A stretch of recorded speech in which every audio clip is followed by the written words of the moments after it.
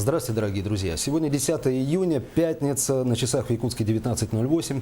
И вы смотрите в прямом эфире информационно-аналитическую авторскую программу «Арена событий», программу для тех, кто хочет знать события в лицо. В студии Владимир Сенюшкин. Как всегда, в прямом эфире мы рады принять ваши звонки по телефону 35 33 10. Его вы видите на своих экранах. Как всегда, мы рады интерактивному общению с вами. Сегодня у нас в гостях руководитель секретариата Конституционного суда Республики Саха-Якутия, кандидат юридических наук, доцент Олег Мироновский. Олег Борисович, добрый вечер. Спасибо, что пришли.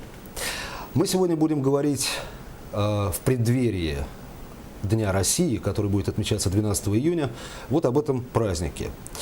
Что это за дата такая в новейшей истории России?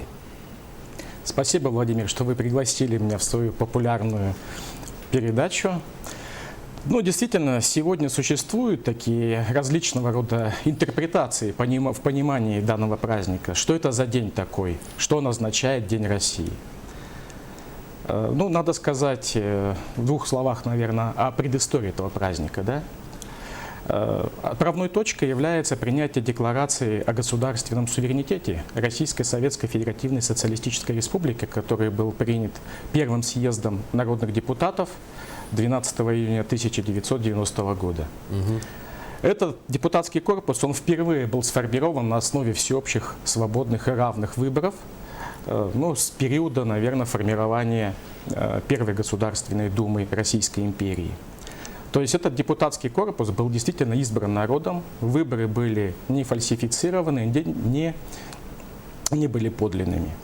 И народные избранники, стремясь к тому, чтобы преобразовать существующий политический порядок, который установился к тому времени, а надо учитывать, что это было время, когда Советский Союз переживал очень глубокий кризис, это и стагнация экономики, и тотальное снижение уровня жизни населения, это и девальвация власти, причем Советский Союз того времени превратился в геронтократическое государство. Даже существовал анекдот на эту тему, что аббревиатура СССР расшифровывается как «страна самых старых руководителей».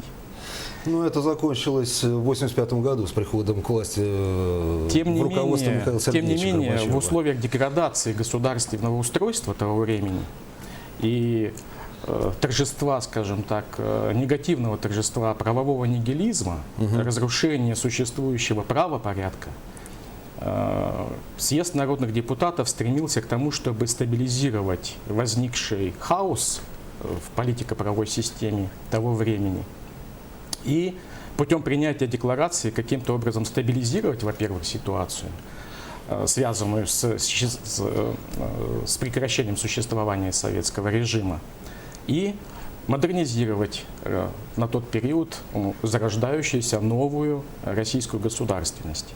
Принятие декларации явилось, по сути дела, во многом актом, конечно, декларативным, но тем не менее именно с этого периода возникает становление и развитие новой российской государственности.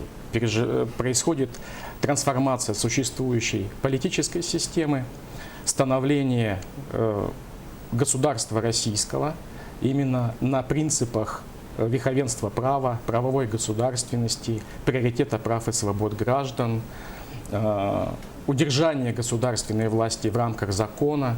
То есть вот эти глобальные общечеловеческие принципы и нормы, сложившиеся к тому времени, нашли свое закрепление и в данной декларации.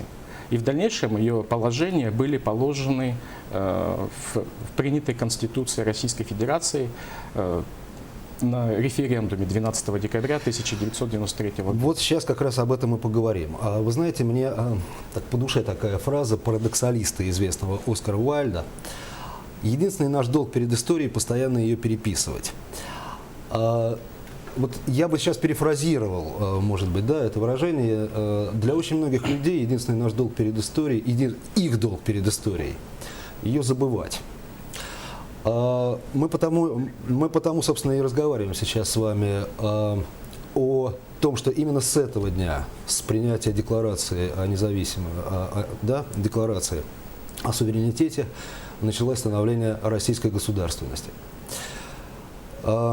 В декларации была впервые поставлена задача разработки новой конституции РСФСР на основе провозглашенных в ней принципов, включая принцип разделения властей.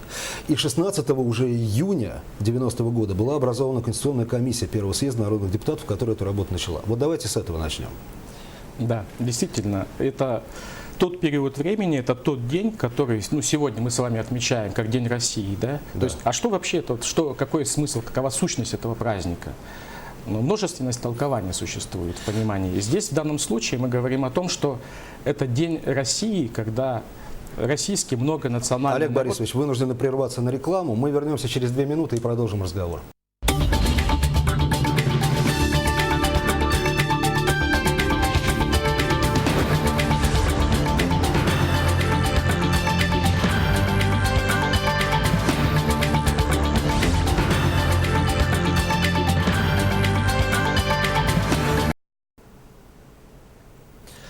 Мы вновь в студии, и я напоминаю, что у нас сегодня в гостях руководитель секретариата Конституционного суда Республики Саха-Якутия Олег Борисович Мироновский.